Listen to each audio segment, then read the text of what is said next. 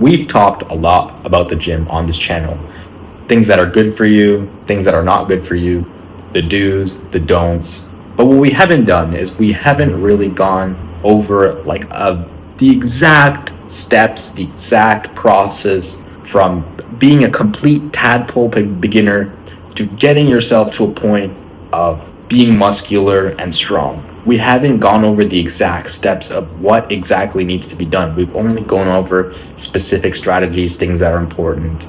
So today I figured, why don't I tell you the exact steps you need to follow so that it takes every decision, everything that you can possibly think of out of the equation, and it allows you to just turn off your brain and do the things that actually matter. I'm going to be giving you a step-by-step guide to success. Oh, also guys, I notice a lot of my viewers are not subscribed. Guys, if you're not subscribed and you really enjoy this content, you want to hear more gym advice, join my community, hit that subscribe button. I got a lot more content coming your way, a lot more gym advice that's going to make you succeed, get you big. So the first thing you need is to actually buy your gym membership. If you've already done this, that's great. But a lot of people, they actually don't take this step. They might have planned to do it. They might have thought of the exact gym they wanted, the routine they're going to do, the exercises they want, which days of the week they're going to go, whatever else, the diet, the protein. They might have thought of all of these different things, but they actually haven't bought the gym membership, probably because they don't want to pay the money right away before they actually have everything planned out. The other reason is because they feel, they have a home gym, or they have a gym in their apartment building or in their condo, that maybe they can get away without buying the gym membership for the first few months, first few years, or at all. Let me tell you why you need to go out and buy a gym membership. There's two reasons. One, as a beginner, it is imperatively important, I don't know if that's a word, but it is imperatively important that you put yourself in an actual gym environment where you're seeing real strong people lifting. You're seeing people lifting, pushing themselves. You hear the weights, the grunts. You can see really big guys. You can feel the energy, the intensity of people and your peers all around you going there for the same thing. It's going to change your mindset and put you into the right mode. Remember, your environment is everything. Putting yourself into a public gym, into a place where everyone else is also there for the very similar goals that you are for, is going to help astronomically, especially as a beginner who's just starting out. The second reason is it helps significantly if you actually invest in the thing that you're trying to do. If you go out of your way, you go and buy a gym membership right now today, you are 10 times more likely to immediately start taking that seriously versus if you didn't do that. Even if you had the exact same gym at home or available to you for free, if you didn't invest the money for that, chances are you're going to keep putting it off. It's not going to be that important. It's not going to be that urgent. Investing in the process, it commits you. It makes you want to do it immediately. It gives you the urgency because now you're paying money, and you're paying money, chances are monthly. Step two is pick a routine. Now, for a complete beginner, I absolutely highly recommend push-pull legs. Push-pull legs, it's so good for so many reasons because it forces you to build a habit of going to the gym. You're going with such a high frequency, it forces you to build a habit of going to the gym, of making sure that you're showing up right away. On top of that, push-pull legs, it's going to give you the most frequency, the most touches in the gym, the most volume. It's just the best thing that a beginner can get. It'll maximize your noob gains, so you're going to get bigger, faster. You're also going to get stronger, faster. Upper lower is also great. 4 days a week. You train everything twice. It's solid. Full body is fine. Yes, you can make significant progress with full body. It's a perfectly viable routine. The reason why I don't really recommend it anymore is because it tends to be the default option for people who want to commit the least amount of time in the gym. Because you're only going 3 days a week, I noticed that a lot of people just choose it because it's the one that lets them be in the gym the least. And that kind of mindset is already setting them up for failure. It's supposed to be a little bit hard to show up to the gym. Of course, when I'm doing my push-pull legs, when I remember I had to wake up at 4 a.m. a lot of days because I had to go before I went to the office downtown at work. It was quite a commitment, but I still stuck with it. I made it happen. So, I would really encourage you to not do full body. It's viable, it works, but think of the reasons why you're doing full body. If it's because you can only show up 3 times, ask yourself, can you really not show up more times? How much of a priority are you willing to make the gym? Because the gym is really effort in, effort out. You need to make it something that's a priority, something that's very important in order to actually see success. Otherwise, it's not likely to happen. Step 3 is show up without thinking. A lot of people get stuck on this step a lot more than you might realize. Having a perfect day, making sure all their exercises are done with perfect form, all these random things that don't really matter, how they're going to look, what people are going to be thinking of them. Listen, man, nobody cares. You're overthinking yourself into paralysis. Thinking is for later, action is for now. A big misconception is you have to have a perfect day, or your first day should be perfect, or if you do something wrong, it's going to waste your entire day at the gym. No, it's not about perfect days. It's about being consistent and showing up and doing your best. Your first day is not going to be perfect. Just go there, move some weights, and learn and do better next time. That's all you need to do. It doesn't need to be perfect. You don't need to think about that. You don't need to worry about that. All right, step 4, eat lots of food. You need this in order to gain strength and muscle. Way too many people, a lot of people that even I personally know. In fact, I would say the majority of people who I personally know go to the gym. They might have their noob gains, but they don't make progress for years and years because they're afraid of gaining like a couple pounds of fat. And because of that, they'll never actually bulk up. They'll never actually eat the amount of food required in order to gain significant amounts of muscle mass or gain significant amounts of strength. If I look at them now, when I look at them 2 years ago, their strength levels are the exact same they were. Their physique is relatively the exact same as it was. And that's no hate to them. Obviously, everyone has different goals. Everyone has, different priorities in life.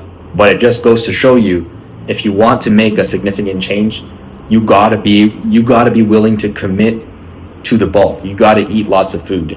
If you don't, you might get some noob gains. You might get very small results here and there, but you're not going to see anything significant if you get stuck in that kind of mental block of not wanting to put on a little bit of fat. Your weight should not be something that you attach yourself to mentally. It can change very easily, trust me, especially once you put on some muscle mass. Your weight can change very easily. Your muscles burn a lot of calories. If you can detach yourself mentally from your weight and from eating, you're gonna see a lot of success. It's gonna be easy. All right, step 5 is consistency.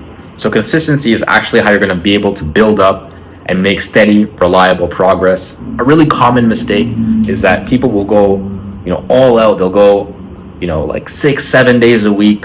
They're gonna jump on this, hype train. It's like a fad. They're gonna really want to make it happen for a short amount of time, but then very quickly they're gonna burn out. They're gonna crash out. For the gym, you need to understand that it's a long game. It's not a short-term game. You need to be in the game for at least several months. You're not going to see the final results in a few weeks. You need to put the amount of work in, the same amount of work you did in week 1, in week 8, in week 12. So you have to ask yourself, are you able to do that? Can you see yourself doing that? A lot of beginners, they may be really motivated at the beginning, but a few weeks in, they lose that and they lack the consistency, they lack the discipline, they lack whatever else they need to stay consistent, and they'll crash out. Also, don't skip your prescribed rest days. They're just as important, if not more important, than the actual days where you go to the gym. So stay consistent, keep showing up, even on the days you don't want to. Actually, especially on the days you don't want to. You're not going to hit a PR every day. That's not the point. The point is to continue to build and sustain your gains. All right, no BS. Intensity. Step number 6 is intensity. You need to be able to, every once in a while, train to actual failure. And if you're not very, very close to that point of failure, it's where a lot of weak, skinny guys fall short. You look at them, they're like, I've been hitting the gym for like a year and a half. I'm looking at them and I'm like, you're not training hard enough. Like, I can tell right away. Obviously, they haven't put on any significant amount of muscle mass, but you can just tell by looking at them. They're just soft. They're skinny, they're soft, they're weak. They don't have what it takes. They don't have that dog in them to, push really hard and get actual failure. Guys, only the last couple reps before the point of failure at the end of the set, Those are the only ones that are actually going to count. Those are the only ones that are actually going to make you grow. If you terminate the set before you even get to that point, if you terminate the set, once you start feeling a little bit tired or once you start to burn a little bit, you're not going to grow. It's actually very uncomfortable. You have to pursue that discomfort. You have to be mentally prepared to do that. I feel like it's talked about, but it's almost at a point where people just don't talk about this often enough, probably because it's hard to coach, but also maybe because it's an opinion or it's something that a lot of people don't like to hear as well. But you gotta train very hard. You gotta train close to the point of failure. I cannot state that enough. You gotta get that dog in you out of there. You gotta bring out that dog in you. All right, number 7 is injury. So I hope it doesn't happen, but chances are when you're in the gym long enough, it's going to happen at some point. Experienced lifters and people who've been in the gym long enough understand this. They know it's just part of the process, and every once in a while you might experience an injury. Hopefully it's not bad or anything crazy. It's just like a tweak or some kind of small impingement, whatever it might be. Of course it's going to set you back. What happens is, I know personally this also happens to some people, is they get set back and it kind of resets them mentally. They lose all will because they see themselves get a little bit smaller, a little bit weaker, and they lose all motivation to go to the gym, and they just reset all the way back down to zero. Don't let it reset you back down to zero. Injuries and setbacks are part of the process in the gym. You're going to get sick, you're going to get injured every once in a while. Just make that comeback. Don't let it set you back to zero. One of the best things that I learned in the gym is that comebacks are actually very easy. They're much easier to make than it was when you actually got to that point the first time, if that makes sense. So use that knowledge to your advantage. You can also do your best to train your body in areas around that. For example, if I injured my shoulder, I can still train my lower body. Or if I injured, my lower body, a lot of time, I pulled my hamstring 2 different times, not in the gym, but outside of the gym. So even though I wasn't training lower body for a couple of weeks, I was still training my upper body. So, you don't need to let these injuries determine your entire character and how your entire gym career. It's just a small thing. It's whatever you make of it. So if you think it's a big deal that's going to ruin everything, it probably is. If you think it's just a minor issue that you can work around and get right back on the horse when it gets better, then that's what it's going to be. It just depends on your mentality and how badly you want it. All right, take advantage of the ramping gains. So what I mean by ramping gains or compounding gains is, when you first start a bulk or when you first start your routine, you might not see a lot of results or progress yet because your body's still adapting. You're still getting used to the movement. You're still settling into the routine. Chances are you might be using things that are too light for you. But as you settle more and more, you're making the progress. You're getting the progressive overload into the system. The weight's increasing. Your comfort levels are increasing. Your training is getting more and more advanced. The results you see will compound. Personally, I usually see only the best results in the 4th or even 5th month of the bulk. Right before I end it, it's like I almost don't want to end it just because I'm seeing so much progress. It's a law of compounding effects, and it's very much true in the gym as well. What feels impossible today is going to be effortless next year. Effortless. I once looked at people benching 1 plate like, whoa, that guy is so strong. Then I did 1 plate so easily. I did like reps of 1 plate. Then I looked at someone doing 2 plates. I was like, wow, 1 rep of 2 plate. That looks impossible. Then I did 1 rep of it. Then I did 8 reps of it.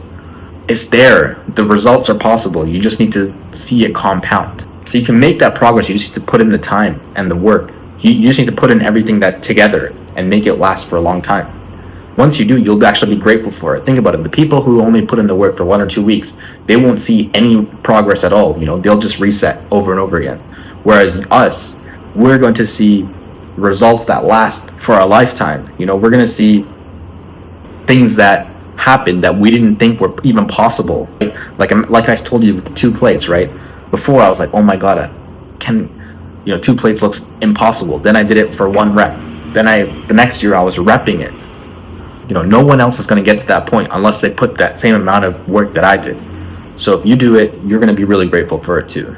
All right, the last thing I want to just add is put it into overdrive. You've probably now finished the beginner phase, the early intermediate phase. You've gone through all the common things that a lifter needs to go through. You've done everything. You've done a lot of the things right. You probably gotten injured or set back at least once or twice. And now it's the time to move on to the next phase. depending on your goals, what you want to do. You're now an intermediate lifter, so now's the time to find the different routine based on your goals, based on what you want.